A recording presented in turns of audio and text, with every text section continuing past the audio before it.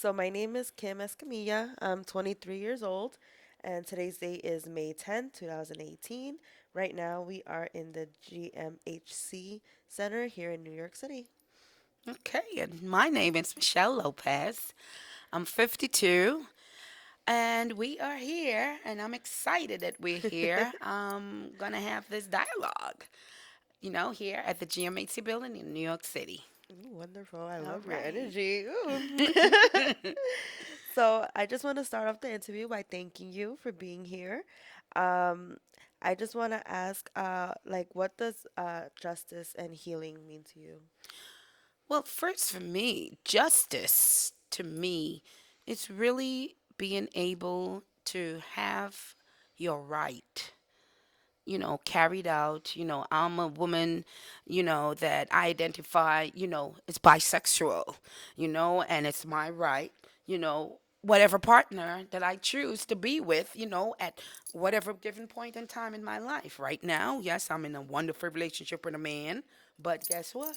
If that doesn't work, and if I have my interest in females, you know, it's a community that I'm very, very much saturated in. So, hey.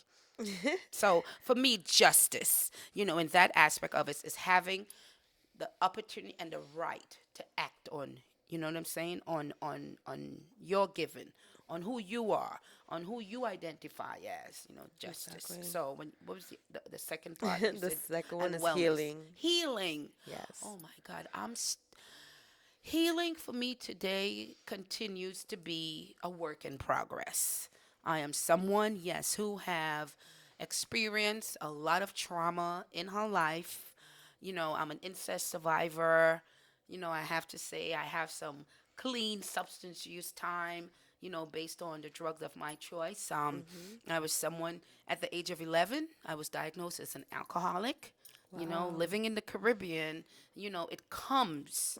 A lot of times, in fact, individuals have no idea when they see someone, that young person engaging in substances. But coming back again to my first statement, behavior is what we know, is what we're going to do. So, because of the molestation that I was encountering, and this molestation, sexual molestation, started from the age of 7. Wow. So by the time I hit 11, I was pretty much, yeah, I always heard and I saw around me the adults when they drink alcohol, they're just happy and, everything seems all right. And then I would hear them say, boy, take a good drink of rum and you'll be all right. Everything will be good. Yeah, So what did I definitely. do? I started drinking. So I was diagnosed. That was my first drug of choice within and people don't think alcohol is a drug, but yes it is, because anything that alters your behavior, you know what I'm saying, and it, pretty much impacts you in the aspect where you're not doing the normal things that you are, it's a damn drug. So alcohol was my drug of choice, and by age 11. So for me, my healing started after my diagnosis of HIV. I truly say it, in whatever capacity that I get the opportunity to. I started living Hmm. after I got diagnosed with HIV. And Wow. we could talk about it some more Definitely. as we go further down. Okay? As we, Definitely. because I want you to be able, to feel comfortable to ask me whatever you need to ask me. Yep. Thank you. And then so you said So my you were, wellness yeah. is it's it's a work in progress. I have healed in many areas of my life, but there's still work in progress. I think truly again because so much damage, was done to me both mentally and Yeah, physically. of course. There are times, as I said, I'm at a much better space, but there are times I still get triggers, and I see, certain situations that I had to deal with. I'm still seeing women having to deal with that today. I'm still seeing young girls having to deal with it today. So, at times it's like, okay, Michelle, get into your toolbox and see which one of your tools that you could use, you know what I'm saying, to just to get over and to go through, because it seems like if some things are just not going to change. It's not going to stop. But Mhm. the good thing is, in my healing, I have ways that I can gift to another young woman, and I have things, because it's like, you hear me talking about my toolbox. I got a good, well stacked toolbox. So there are things, and as I heal, I'm helping other people to heal. Yeah, So that's why I'm definitely. saying it's a work in progress. Yes. Definitely. So you did mention you are HIV positive? Yes, I am. I've been living with HIV for the last 28 years. And, I really have to say, these last 28 years, I feel today as if I have a PhD. I can be a doctor of services. At times, seriously, I would say to people, oh, I got my degree, at UCLA. And they say, you were in California? I said, no, the University of the corner of Lenox Avenue. Because that's where it all started, darlings. That's where it all started. I met the person, in that area, in that community, who That is I so fell in funny. love with him, and you got into a relationship, and you're not looking for HIV, because one of Of the things, course. I also too, I talk about my me being an immigrant. Yeah, I'm a naturalized citizen, yes, today, but I would forever be an immigrant because where I came from. I'm not an definitely. American citizen, and a lot of times for us immigrant women, we are very vulnerable. I kept, I kept being, taken around in this whirlwind of, promises. The man who infected me was someone, he's an American citizen. At that time, I did not have a green card, this legal status. So I became very submissive, Yeah. to the men that were in my life at that time. And this particular person, yes, who I then, got pregnant and had a beautiful baby.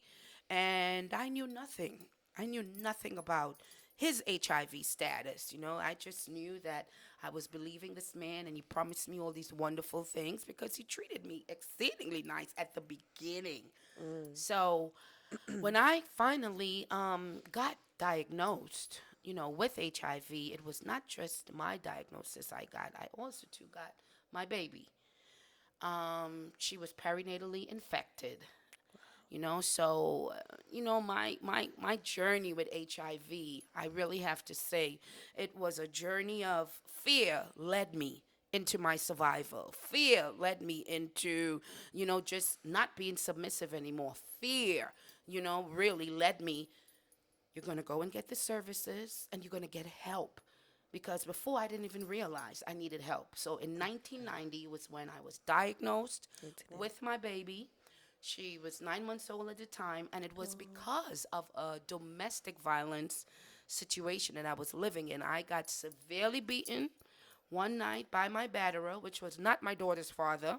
okay. Again, when you look at the life and you look at situations and circumstances in people's life, I always say to individuals, I'm a storyteller.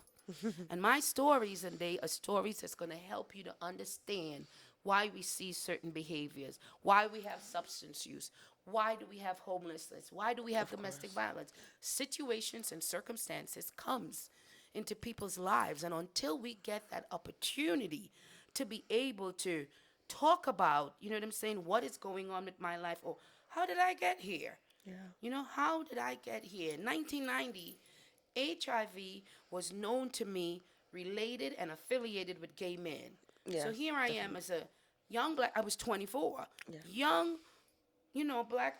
I do identify as black Hispanic. Mm. I was raised, in a culture, Nana, my dad being Venezuelan, Mm. my mom Mm. being Trinidadian, Nana, this is who you are.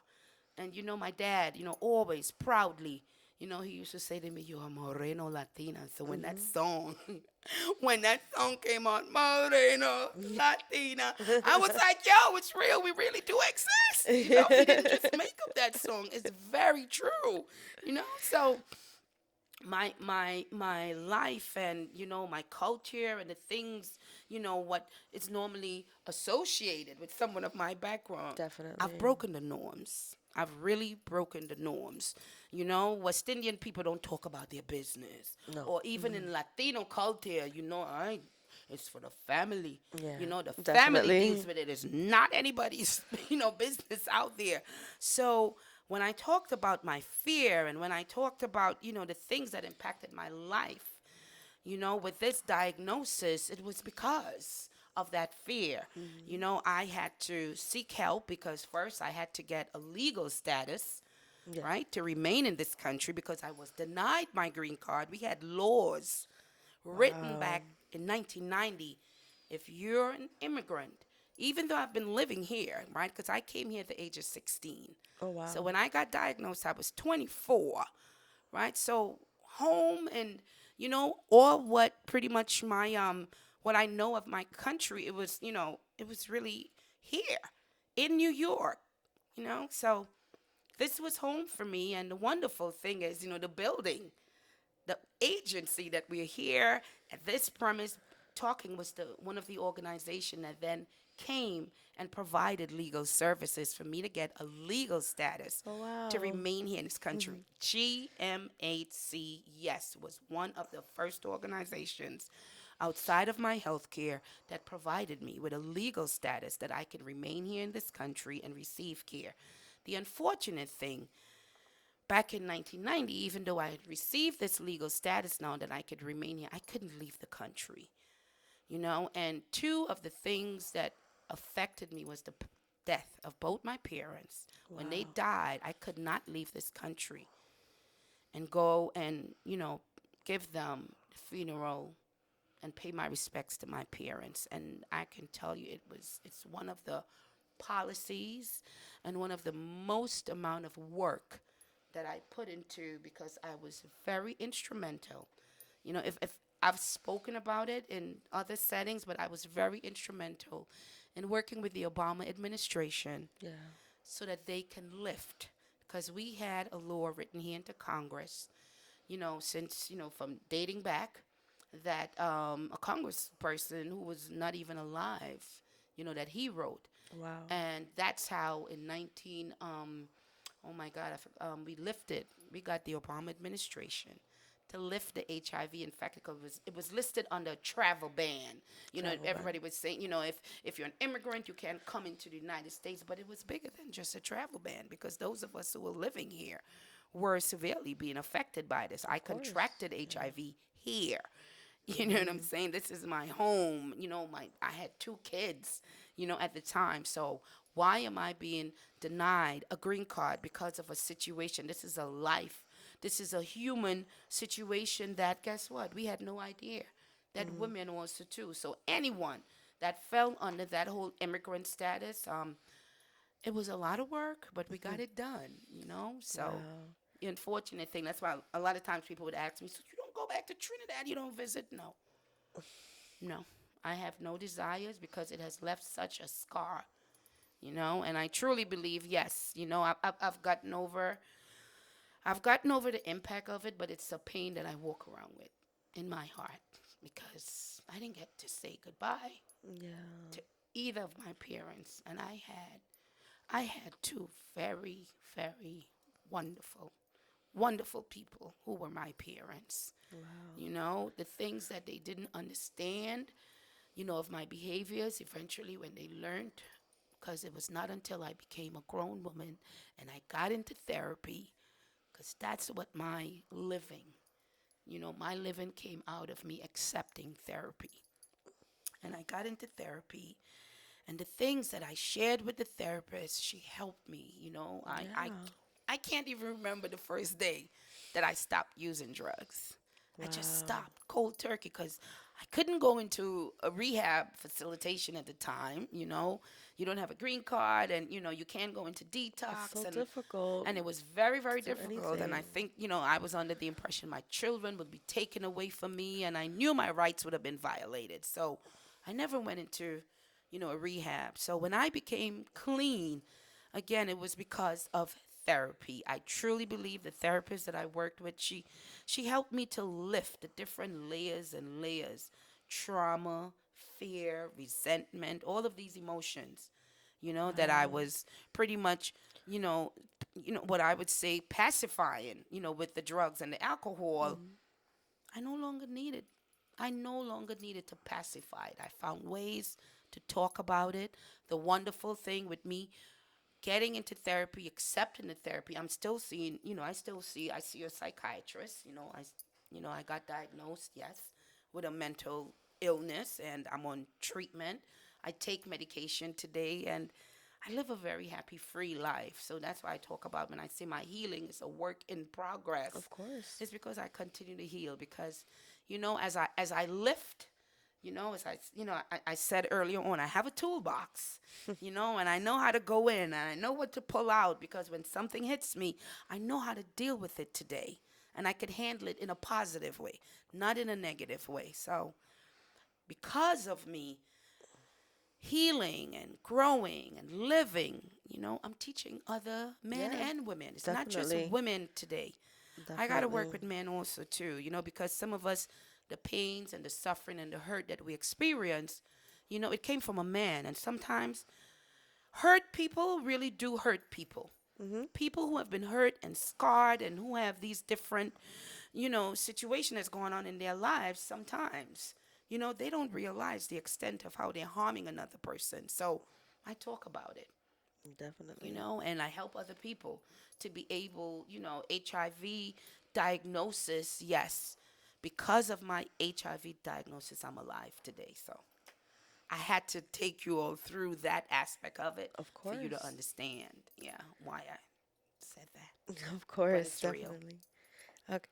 And then so when you lost your parents, I guess that pretty much answers when you felt probably the most alone. I felt the most alone, yes, when I lost my dad passed first, and my father, I have to say that that man was my shining knight. My father never once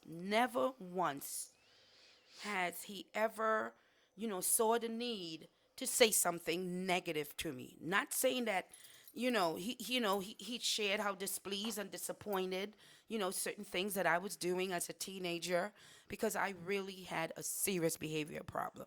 And there were times I had no idea why I was doing the things I was doing. I just knew that I wanted to do it, so when, with his passing, and, with the way that my dad dealt with me, Hmm. I felt more devastated with him passing than even, because with my mom, I felt a bit more prepared. But my mom, the relationship that I then, and why I'm saying then, my mom had to learn a lot, a lot of, a lot of the things that I eventually had the opportunity to share and discuss with her.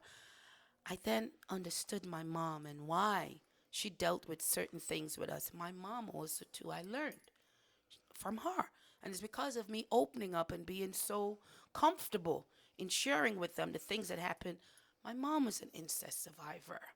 My mom, Wow. the only thing, and today I still think about it. How did she cope? I never saw my mom, dealing with drugs. I never saw her. She would have wine. She would, one or two socially, because my parents entertained. They had a lot of friends, and, there was a lot of event. They would have at home, and people would come over. But I never saw my mom under the influence of any kind of substance. So the things that I learned that happened to her, that she eventually shared with myself and my other sisters. I mean, I'm still today. How the hell did she survive? Mentally and physically.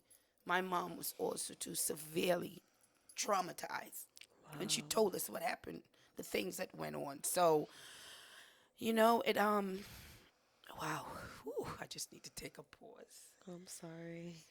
Whew, it's just not,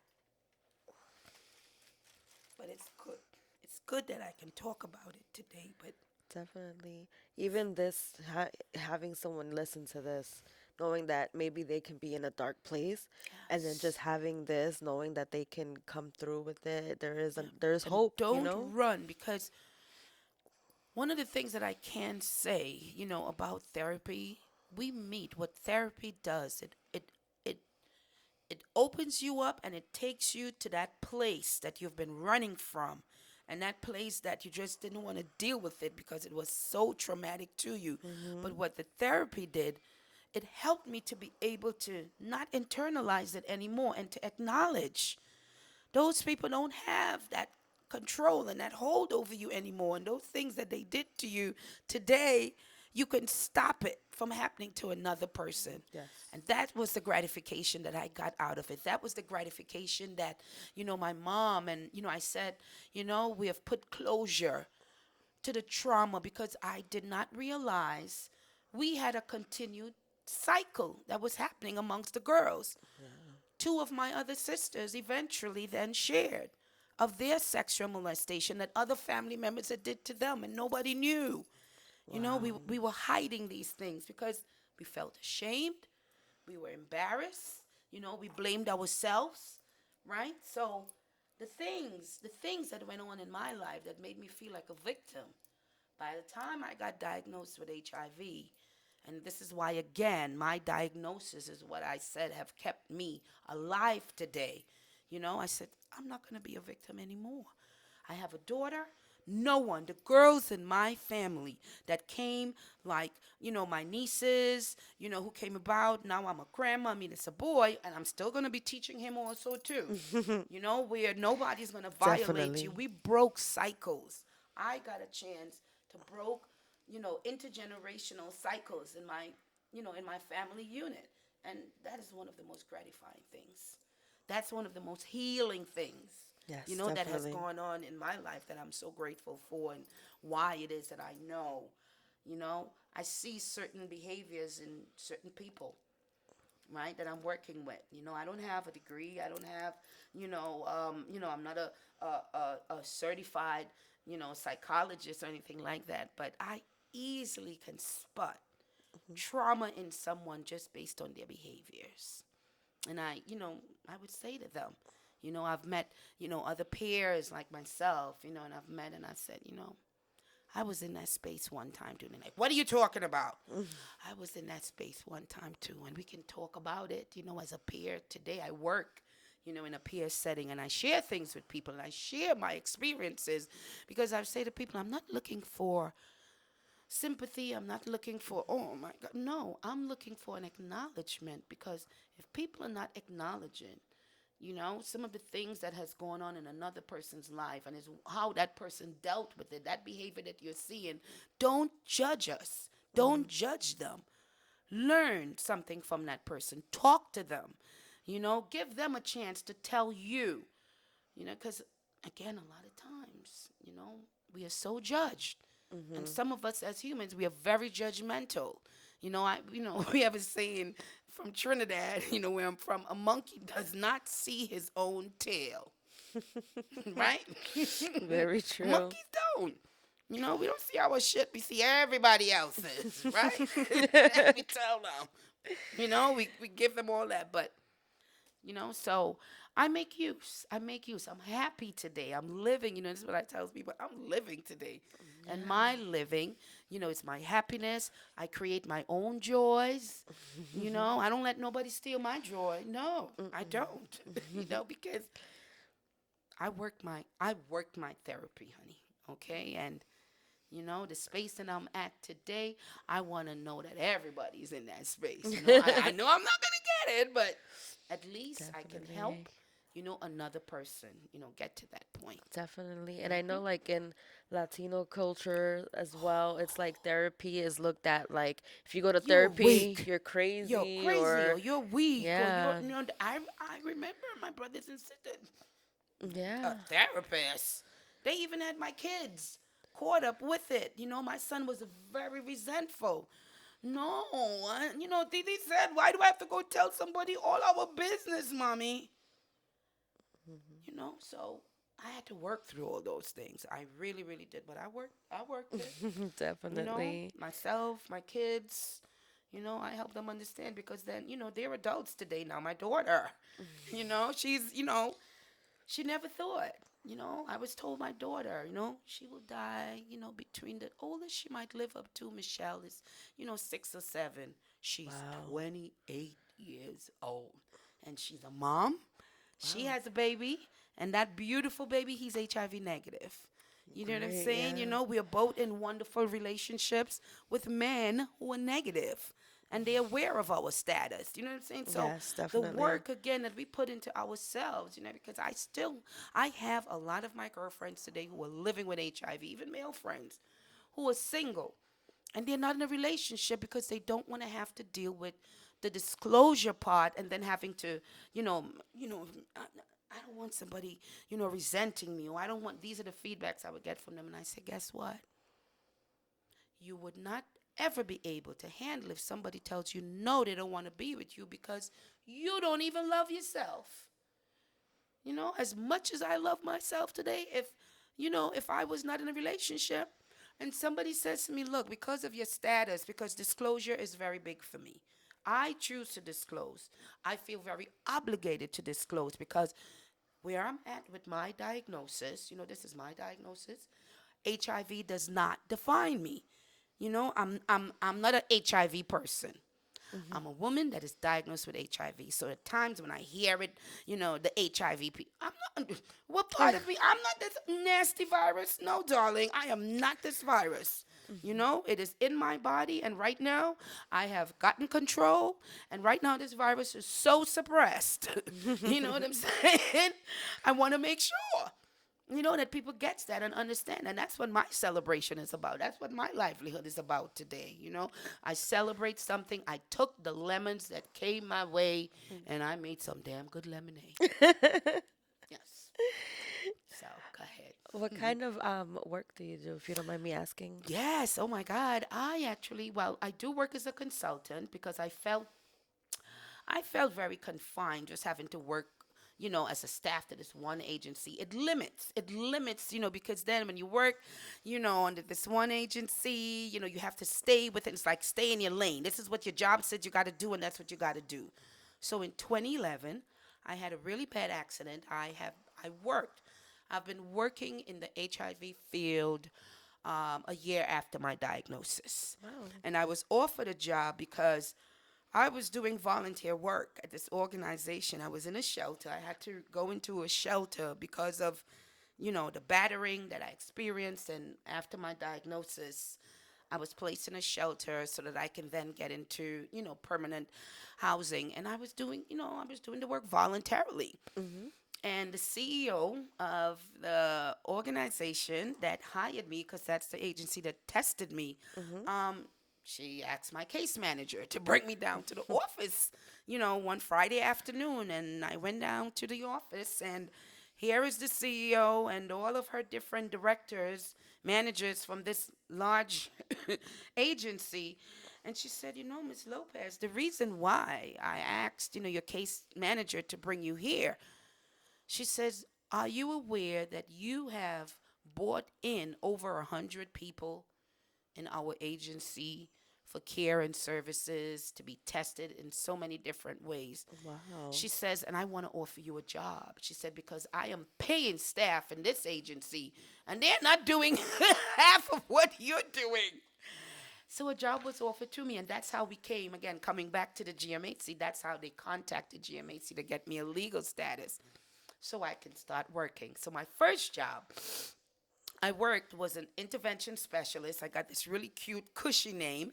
But what I was doing, I was going out and educating individuals about HIV, Wow. about the awareness. And I was disclosing to people, and people would be like, aren't you scared to tell people? I said, no, I'm not scared because I know how people can get HIV. And guess what? I can educate you right now. And I got some information here.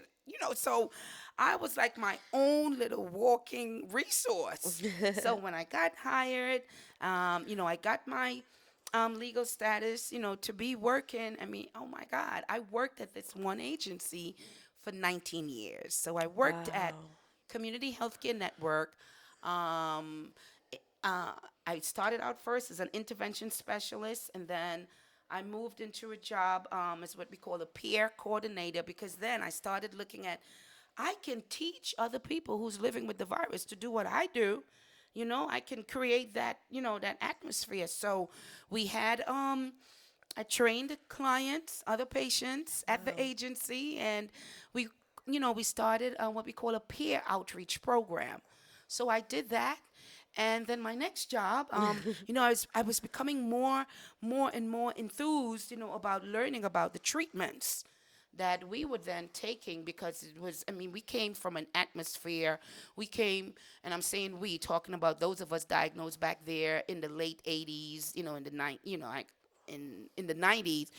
We literally, we had no medications. And then this one Wow. particular medication that became available was so toxic. It had all these horrible side effects. And I took it, and the things that I went through, so then I started having a lot of interest in learning about the drugs being developed.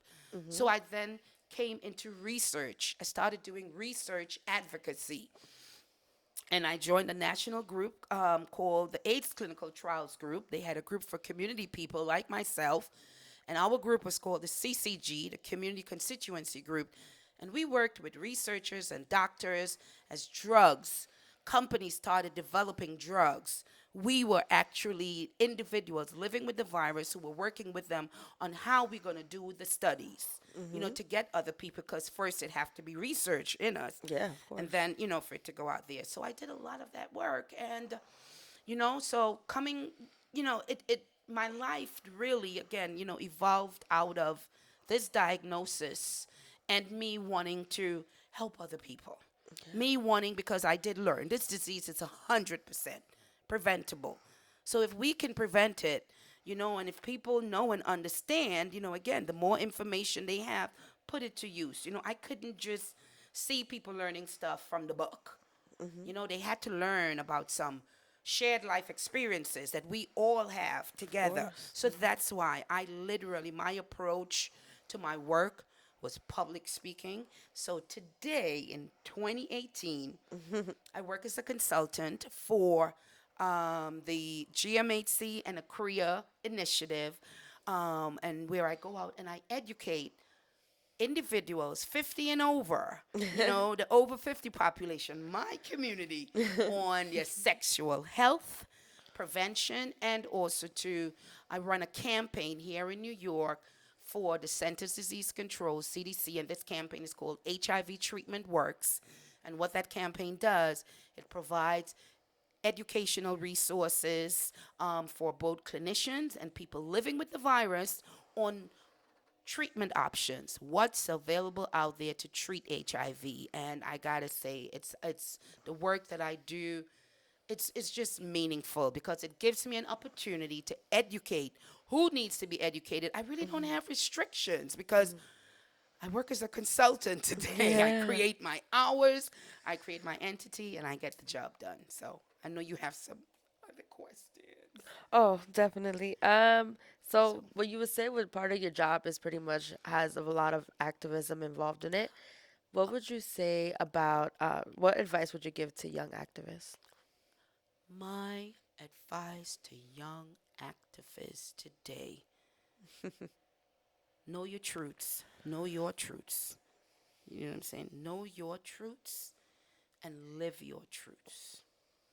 So, knowing your truths can be, there are things that I know about myself. And because I know these things about myself, I'm going to even learn more, and I'm going to learn to embrace it. I'm going to learn to, because this is me. Mhm. What you learn today and how it impacts your life, you can then be able to apply that to another person.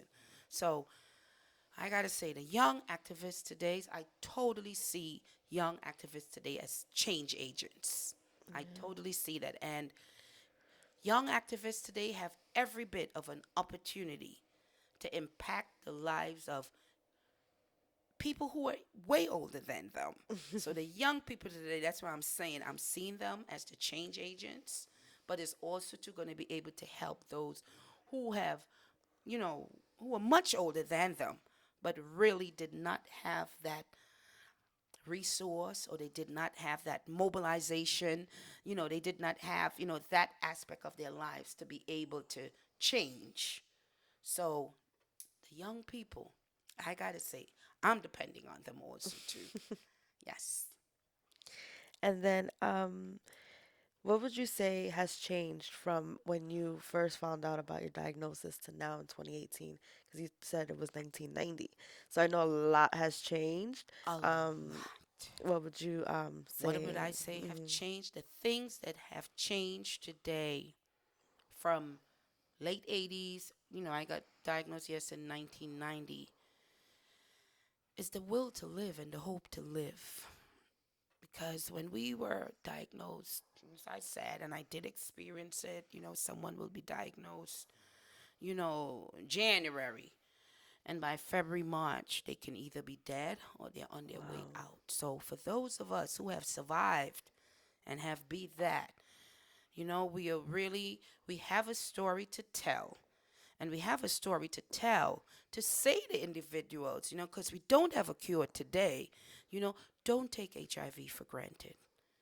Do not take an HIV status for granted because we fought for our lives, we fought to get better, more medications. Now the things that we are dealing with today, yes, it's not about our survival, but it's about our rights, Mhm. who we are as a person, as a right. It's not that much more. But if you don't have the resources and the support, that those of us who are still alive or who's living with this disease today, it is a death sentence. So do not take an HIV diagnosis for granted. I'll leave it at that. How much time we have left? Okay. Well, then I guess we'll just end it here. I want to thank you for your time again. I, it was amazing. Thank you for your time. You are very welcome, and I want to thank you Mhm. for being actually, part of this whole initiative because it's going to make a difference in many, many people's lives. Me at 52, you at 23, we already have some common threads, but Of I course. know today HIV don't have to be a factor in your life. So thank you for being part of this and continue doing the wonderful work you all are doing as young people. Oh, thank you. You're welcome.